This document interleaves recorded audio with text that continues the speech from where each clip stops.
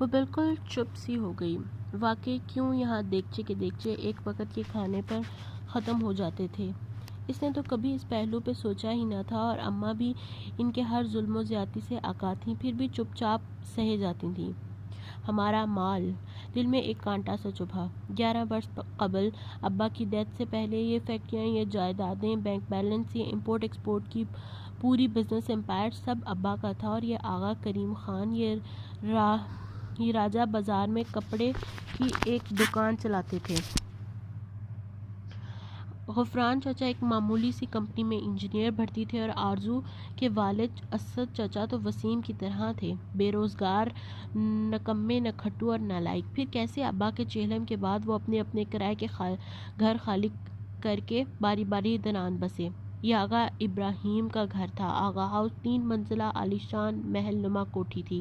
نچلی منزل پہ آغا جان کی فیملی نے بسیرا جمایا، بلائی پر فضا چچی نے، اور سب سے اوپر والی منزل پہ اسد چچا کی فیملی کا قبضہ تھا۔ وہ چند دن کے لیے آئے تھے، مگر پھر وہ چند دن کبھی نہ ختم ہوئے۔ بات پہ بات، جگہ کی کمی کا رونا رویا جاتا، یہاں تک کہ ماسٹر بیڈ روم سے مسرت و محمل کو نکال کر اسٹور میں شفٹ کر دیا گیا۔ وہ اس وقت چھوٹی تھی، شاید 9-10 برس کی، مگر جیسے جیسے شعور کی منزلیں پار کیں تو اندر ہی اندر لاوا پکتا رہا۔ اب تو عرصہ ہوا اس نے دبانا چھوڑ دیا تھا۔ گھر کے مردوں کے سامنے تو خیر وہ زبان بند ہی رکھتی، مگر تائی چچیوں سے برابر کا مقابلہ کرتی، اور کزنز کو تو کسی کھاتے میں نہ لاتی تھی۔ لیکن اس زبان چلانے کے باعث اس پہ سختیاں بڑھ گئی تھیں۔ وہ محض زبان سے جواب دے سکتی تھی، مگر تائی، اماں وغیرہ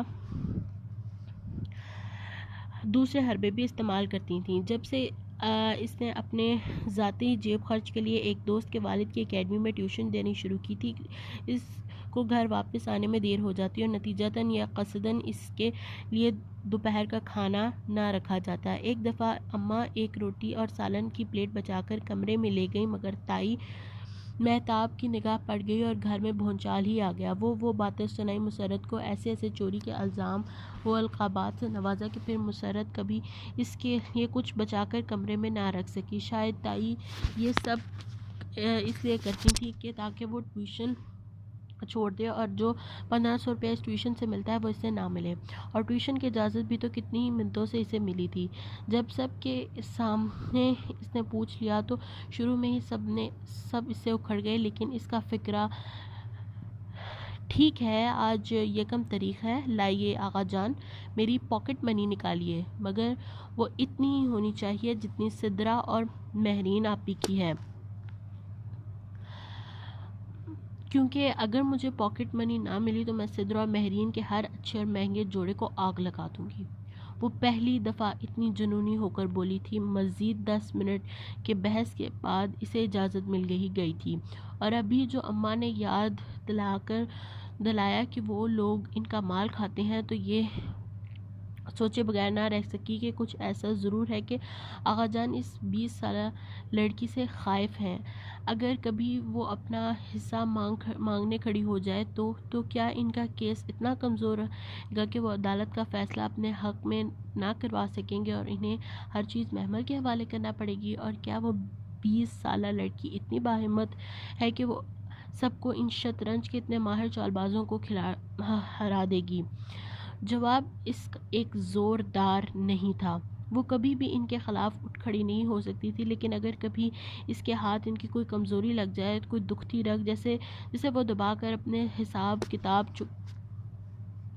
چکتا کر سکے تو کتنا مزہ آئے گا۔ مگر ایسی کیا دکھتی رگ ہو سکتی ہے ان کی؟ بات سنو۔ مہتاب تائی نے پھر سے کچن میں جھانکا تو وہ اپنے خیالات کی بہکتی روح سے چونکی۔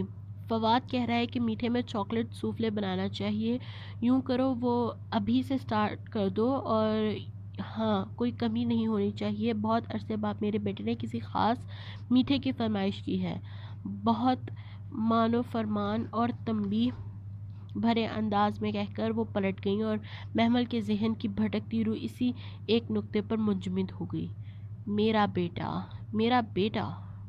تو آغا جان اور مہتاب تائی کی کمزوری، دکھتی رگ اور طرب کا پتہ اس سب کچھ فواد ہی تھا، اور اگر یہ دکھتی رگ اس کی انگلی تلے آ جائے تو محمل یہ آلو کاٹ دو، میرا خیال ہے آلو انڈے بھی بنا لیتے ہیں، سب شوق سے کھاتے ہیں ہوں۔ وہ سوچ میں گم ان کے قریب آئی اور آلو چھینے لگی۔ مسرت نے بریانی کا مسالہ بنایا، قیمہ مٹر بنائے، محمل نے شامی کباب تلے، پھر آلو انڈے کا سالن، سلاد، رائتا، سب کچھ تو مسرت بنا چکی تھی، پھر روٹیاں ڈالنے لگی۔ فواد کے لیے سوفلے بنا کر فریج میں رکھ دیا تھا نا؟ جی اماں، آپ فکر ہی نہ کریں، وہ مسکرا کر بولی۔ سے شام لان میں فواد کا وہ خود کو چونک کر دیکھنا اور لمحے بھر کو مبہوت ہونا یاد آیا۔ جو غلطی خاندان کی ساری لڑکیاں کرتی تھیں وہ محمل کو نہیں دہرانی تھی، اسے اپنی اہمیت نہیں گنوانی تھی، اس نے فیصلہ کر لیا تھا۔ ذرا دیر کو وہ ہاتھ روک کر مسرت سے نظر چرا کر باہر لاؤنج میں گئی، جہاں تمام لڑکیاں اس وقت بیٹھی ٹی وی دیکھ رہی تھیں۔ آرزو اسی چست لباس میں ٹانگ پہ ٹانگ رکھے بیٹھی تھی۔ فواد کی بہنیں سدرا اور مہرین بھی قریب ہی تھیں۔ سدرا 24 برس کی بہت عام شکل کی لڑکی تھی، اس کمی کو پورا کرنے کے لیے خوب سارا میک اپ اور جیولری گھر میں بھی زیبدن کرے رکھتی تھی۔ سیاہ بالوں میں گولڈن اسٹریکنگ بھی کروائی ہوئی تھی، پھر بھی زیادہ فرق نہ پڑتا تھا۔ 23 سالہ مہرین کا البتہ چھوٹا قد تھا، کافی چھوٹا، اور بال بے حد گھنگریالے۔ وہ سارا دن اپنے بالوں کو سیدھا کرنے اور قد لمبا کرنے کے ٹوٹکے دیکھتی رہتی تھی۔ نقش اس کے سدراست کی نسبت بہتر تھے۔ فضا چچی کی ندا اور سامیہ میں سے ندا بڑی تھی اور سامیہ چھوٹی، مگر سامیہ اپنے لمبے قد کے باعث بہت بڑی لگتی تھی۔ مہرین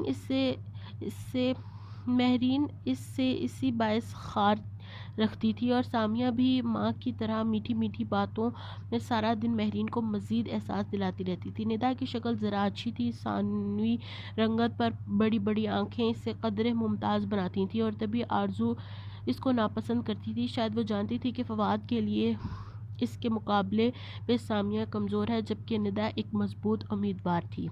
فواد کی بہنیں سدرا اور مہرین تو BA کر کے ہی پڑھائی چھوڑ چکی تھی، جبکہ 22 سالہ سامیہ، 23 سالہ ندا BA کرنے کالج، اور 33 سالہ آرزو ماسٹرز کے لیے یونیورسٹی جاتی تھیں۔ آرزو مر کر پاس ہونے میں سے والوں میں سے تھی، اور اس کی یونیورسٹی پہنچ جانے کی بڑی وجہ آغا جان کی سفارشیں تھیں۔ یہ سفارشیں سدرا اور مہرین کے وقت بھی کام آ جاتی اگر جو انہیں پڑھنے کا شوق ہوتا۔ بات سنیں، اس نے بظاہر عجلت میں سب کو مخاطب کیا، رات کے کھانے کے لیے سوفلے بنانا ہے، آپ لوگوں میں سے اگر کوئی ہیلپ کروائے گا؟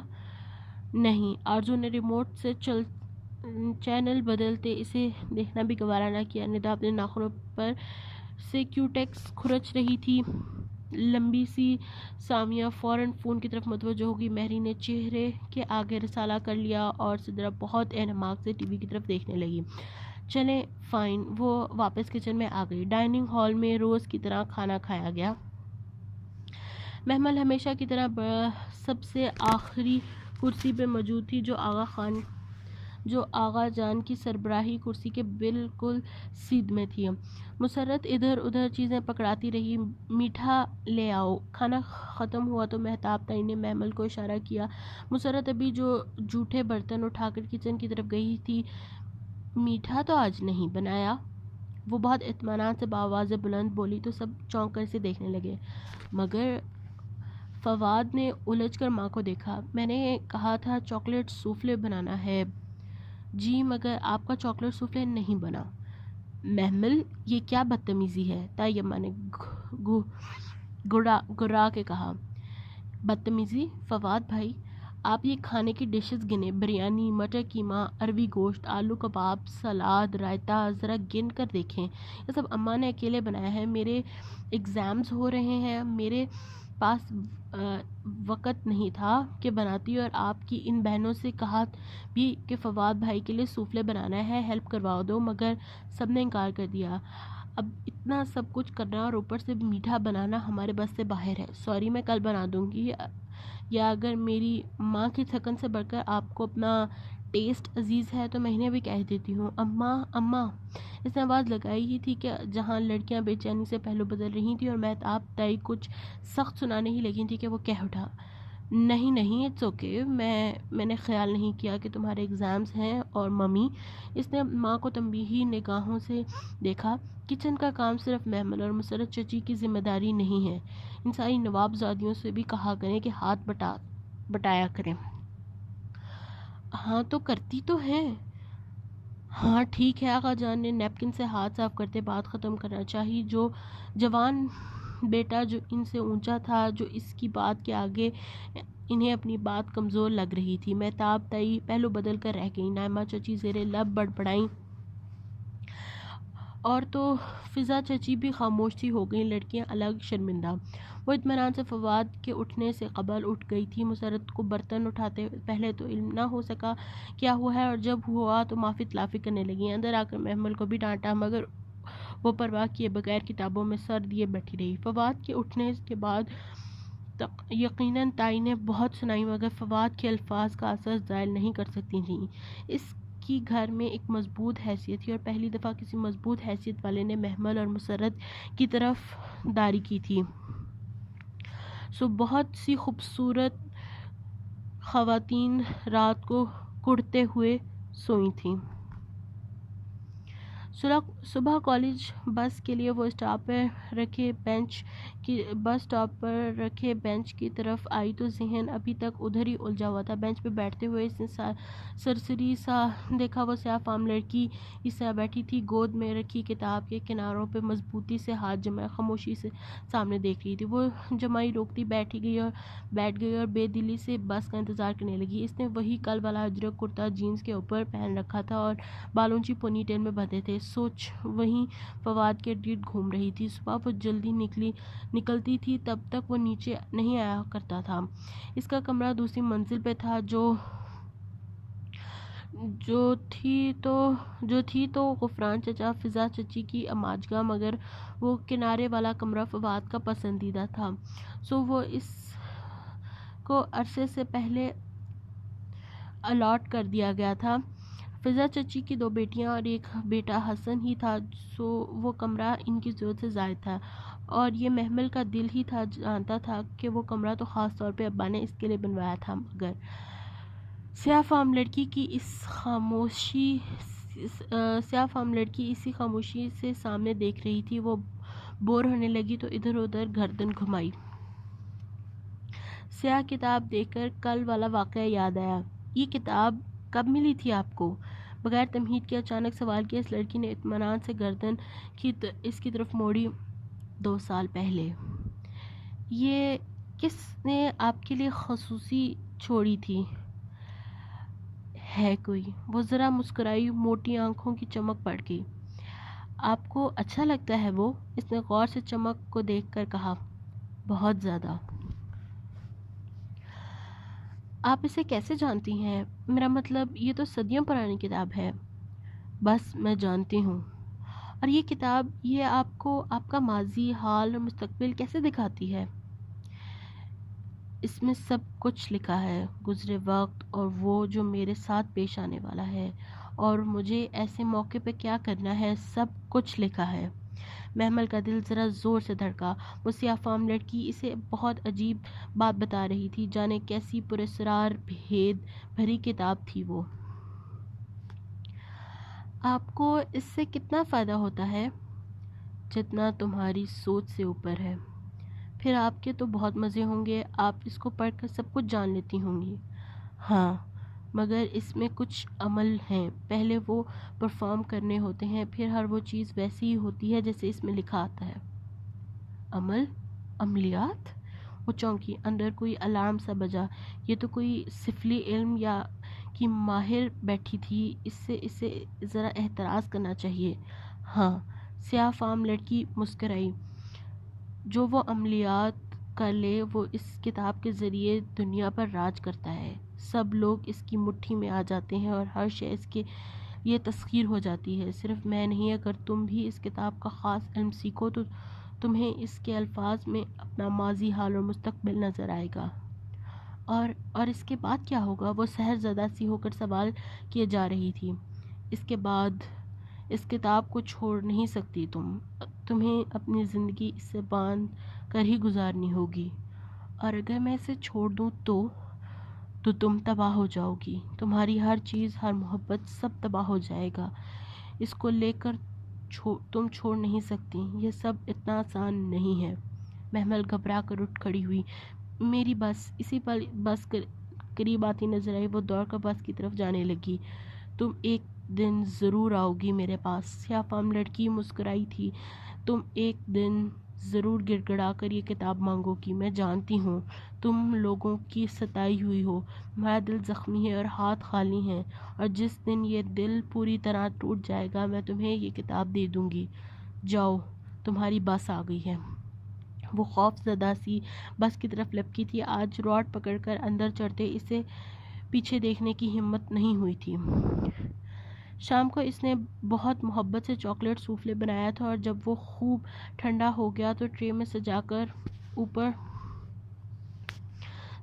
اوپر سیڑھیاں چڑھنے لگی۔ ابھی دوسری سیڑھی پر ہی تھی کہ آرزو نیچے آتی دکھائی دی۔ یہ کس کے لیے ہے؟ وہ ماتھے پہ بل ڈالے لمحے بھر کو رکی۔ فادی کے لیے ہے؟ جی، انہوں نے کل کہا تھا، تو میرے پاس ٹائم کہاں تھا، آج بھی کسی کو یاد نہ آیا تو بنا ہی دیا۔ اس نے بے نیازی سے شانے جھٹکے۔ وہ دوسری سیڑھی پر ٹرے اٹھائے کھڑی منتظر تھی کہ آرزو نیچے اترے اور وہ اوپر جا سکے۔ اور ڈنر کی تیاری کر لی تم نے؟ آرزو زینے سے اتر کر اس کے بالکل سامنے آ کھڑی ہوئی۔ اماں بنا رہی ہیں۔ قورمہ بنا لیا ہے؟ ممی نے کہا بھی تھا، تم نے چیک کیا؟ آپ سیدھے سیدھے کہہ دیں کہ میں چلی جاؤں اور آپ یہ ٹرے فواد بھائی کو دے کر اپنے نمبرز بنا لیں۔ تو یہ لیں پکڑیں۔ اس نے ٹرے زور سے اسے تھمائی۔ مجھے بھی اور بھی کام کرنے ہیں۔ وہ کھٹ کھٹ سیڑھیاں اتر کر کچن کی طرف چلی گئی۔ بدتمیز، وہ بڑبڑائی۔ مگر محمل کو معلوم تھا کہ اس نے اتنی بلند آواز میں کہا ہے کہ فواد سن چکا ہوگا، اور اب آرزو جو چاہے کر لے۔ وہ جانتا تھا کہ کام کس نے کیا تھا اور نمبر کون بنا رہا تھا۔ اور پھر یہی ہوا۔ رات کھانے پہ جب مسرت نے چاکلیٹ سوفلے لا کر رکھا تو فواد نے سب سے پہلے ڈالا۔ یہ تم نے بنایا ہے محمل؟ جی، وہ سادگی سے بولی۔ آرزو نے ناگواری سے پہلو بدلا۔ بہت ٹیسٹی ہے۔ تم ہی روز میٹھا کیوں نہیں بناتی؟ اتنی فارغ نہیں ہوں میں، 100 کام ہوتے ہیں مجھے۔ ایگزامز ہو رہے ہیں میرے، دل کرے گا تو بنا دیا کروں گی، ورنہ سب جانتے ہیں محمل سے یہ جی حضوریاں نہیں ہوتی۔ اماں، ایک پھلکا مجھے اٹھا دیں۔ وہ مصروف سی اماں کے ہاتھ سے پھلکا لینے لگی جیسے اسے فواد کے تاثرات کی پرواہ ہی نہ ہو۔ وہ تائیدن سر ہلا کر سوفلے کھانے لگا، مگر بار بار نگاہ بھٹک کر اس کی مومی چہرے پہ جا ٹکتی تھیں جو بہت مگن سی ابھی تک کھانا کھا ہی رہی تھی۔ سوفلے کو اس نے ہاتھ تک نہیں لگایا تھا۔ وہ کچن میں کھڑی سنک کے سامنے دوپہر کے جھوٹے برتن دھو رہی تھی جب سامنے بڑی سی کھڑکی کے پار آسمان پہ سرمئی بادل اکٹھے ہونے لگے۔ وہ ابھی تک اسفنج پلیٹوں پر مارتے ہوئے اس سیاہ فام لڑکی کے متعلق سوچے جا رہی تھی جسے وہ گزشتہ کچھ دنوں سے احتراز برت رہی تھی۔ این بس کے ٹائم پہ اسٹاپ جاتی اور بینچ پہ بیٹھنے کے بجائے ذرا فاصلے پر کھڑی ہو جاتی، نہ تو دانستہ اس لڑکی کو دیکھتی اور نہ ہی قریب جاتی۔ معلوم نہیں کیوں اسے اس سے اور اس کی سیاہ جلد والی کتاب سے خوف محسوس ہونے لگا تھا۔ بادل ذرا گرجے تو چونکی۔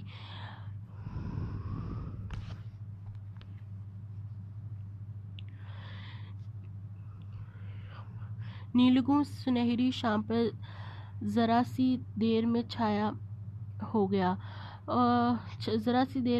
ہو گئی تھی۔ بجلی چمکی اور یکا یک موٹی موٹی بوندیں گرنے لگیں۔ محمل نے جلدی جلدی آخری برتن دھو کر ریک میں سجا، ہاتھ دھوئے اور باہر لان کی طرف بھاگی۔ بارش دیکھ کر اس کا دل یوں ہی مچل جایا کرتا تھا۔ محمل، جاؤ مسرت سے کہو، بلکہ تائی مہتاب جو برآمدے میں کرسی پہ بیٹھی لڑکیوں سے گپ شپ میں مصروف تھیں اسے آتے دیکھ کر حکم صادر کرتے کرتے رکیں۔ اس کے چہرے پہ بارش میں کھیلنے کا شوق رقم تھا۔ تائی نے لمحے بھر کو سوچا، پھر حکم میں ترمیم دی، بلکہ جاؤ پکوڑے بنا کر لاؤ، ساتھ میں دھنیا کی چٹنی بھی ہو، اور معیز کے لیے آلو کے چپس فرائی کر لاؤ۔ اس کے چہرے پہ پھیلا اشتیاق پھیکا پڑ گیا۔ اس نے قدرے بے بسی سے ان کو دیکھا۔ مگر تائی، ابھی کیسے؟ وہ بارش بعد میں کر دوں گی، وہ منمنائی۔ ہاں تو بارش کے لیے ہی تو کہہ رہی ہوں، جاؤ شاباش جلدی کرو۔ اور ندا، یہ سوٹ پھر تمہیں کتنے کا پڑا تھا؟ وہ ندا کے دوپٹے کو انگلیوں میں مسل کر ستائشی انداز میں پوچھ رہی تھی۔ صرف 1500 کا تائی، میں کل ہی آپ کو بھی لے چلتی ہوں، وہاں بہت اچھے پرنٹس آئے ہوئے ہیں۔ آپ کا کمپلیکشن تو ویسے بھی بہت فیئر ہے، آپ پہ تو ہر رنگ